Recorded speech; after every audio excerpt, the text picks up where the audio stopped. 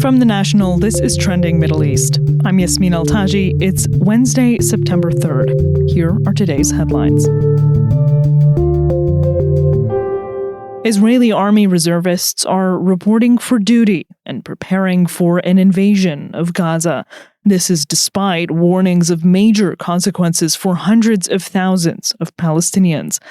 Israeli media reported 40,000 reservists were due to report for duty on Tuesday alone, making this the largest mobilization of reservists since the Gaza war began. The Israeli military said last month that 60,000 reserve orders were being issued. The call-up of so many reservists is a strong sign that Prime Minister Benjamin Netanyahu really does intend to go ahead with this massive conquest of Gaza City. The National's Thomas Helm reports from Jerusalem. There wasn't much doubt that he meant what he was saying, but some in Israel thought it might have been more of a bargaining chip to get Hamas to accept new demands as part of talks for a hostage deal. But calling up so many people is no mean feat and politically controversial at a time when many Israelis want the war to end and following a large number of reports that the very most senior levels of Israel's military are bitterly opposed to the campaign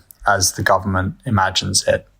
The Israeli army said on Tuesday troops would be provided with, quote, combat equipment, personal gear, and full tactical equipment, unquote. It said they were training for fighting in both urban and open terrain. This was nonetheless fewer than has been seen in previous call-ups. It's thought to be a strong sign that so many people are opposed to this campaign.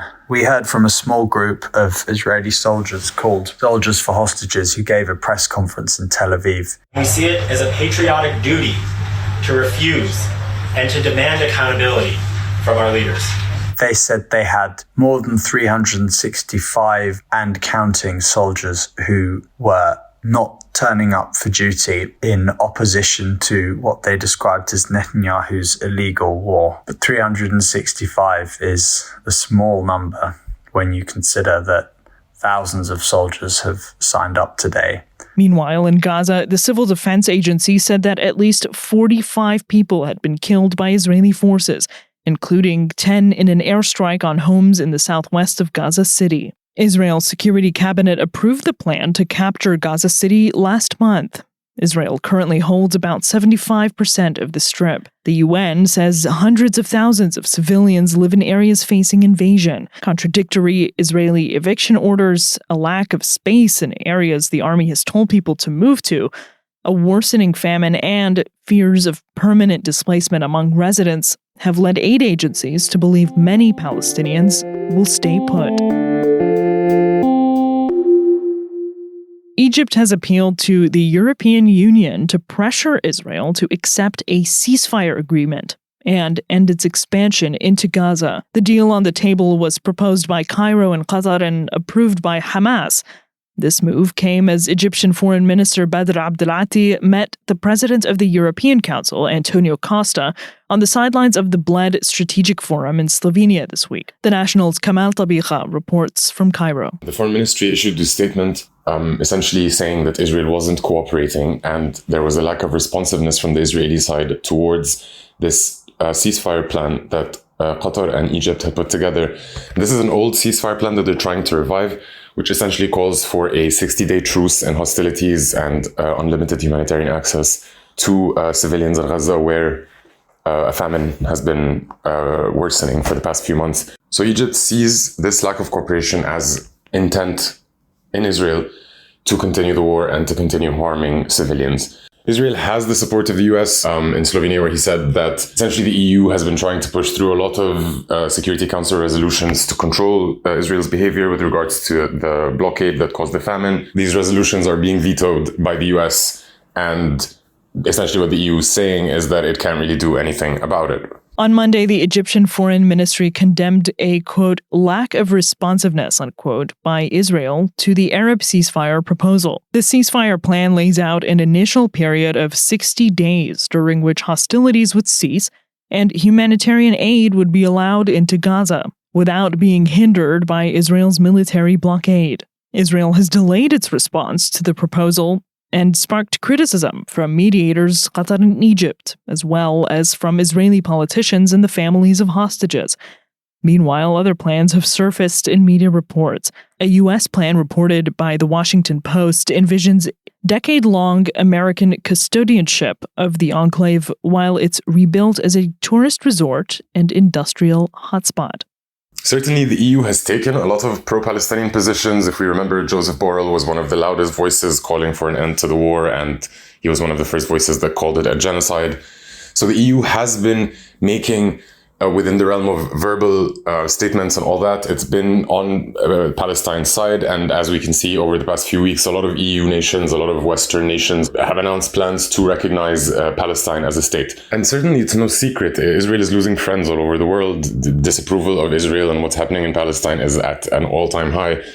We are now seeing groups that historically have supported Israel, a lot of right-wing groups, conservatives in America, young Republicans, according to several studies, including one in March by the Pew Center. See, we read a lot of these things and then we think that there's hope for the war to stop, but then on the executive level, so like Trump says that, and then in the next breath, he says that these people are lunatics and that Israel has done a lot for him and that he supports Israel. So even though we are seeing this disapproval go up and a lot of people who have grown sick of watching this war unfold and a lot of people who are horrified to watch what many organizations have called a genocide. But as to the prospects of whether this small intervention by Egypt at an EU platform will do anything for Palestine remains to be seen. And I would say that it wouldn't do much because Egypt's line since the start of the war is that it's being pragmatic. It wants to protect its economic interests at a time when its economy is in crisis. It does not want to burn a lot of the bridges that it has worked to develop over the past few years. Lebanon has now cleared more than 250,000 undetonated mines and other munitions left over from the Israel-Hezbollah war. That's according to an officer in the Lebanese Army's mine clearing division who spoke to The National. He said over 24 million square meters of land across Lebanon has been, quote, contaminated, unquote, by hundreds of thousands of explosive remnants of war, or ERWs. While most of them are from Israeli attacks in the recent conflict, some are left over from various wars that have been fought on Lebanese soil over past decades. But because Israeli attacks are continuing, this official said that figure could increase. The National's Jamie Prentis reports from Beirut.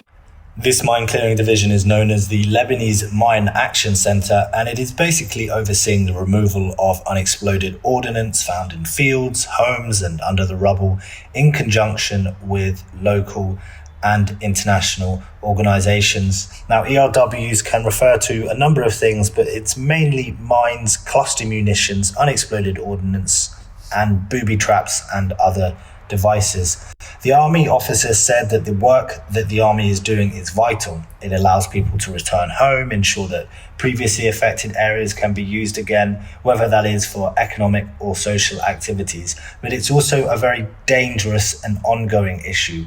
For instance, last month, 6 Lebanese army soldiers were killed in an explosion at an arms depot that they were dismantling. Cross-border hostilities between Israel and Hezbollah broke out in October 2023 in parallel to Israel's war in Gaza. Last September, they erupted into an all-out war. Israeli attacks killed more than 4,000 people in Lebanon. Israel continues to carry out near-daily attacks that have killed more than 300 people, despite a ceasefire agreed in November 2024. Under the terms of the truce, the Lebanese army was tasked with increasing its deployment in South Lebanon, taking over previous Hezbollah or Israeli positions, and overseeing the removal of Hezbollah's weapons and any remnants of the war. That's all for this morning's headlines. You can get these stories and follow more of our live coverage at thenationalnews.com. Yasmin Al-Taji, The National.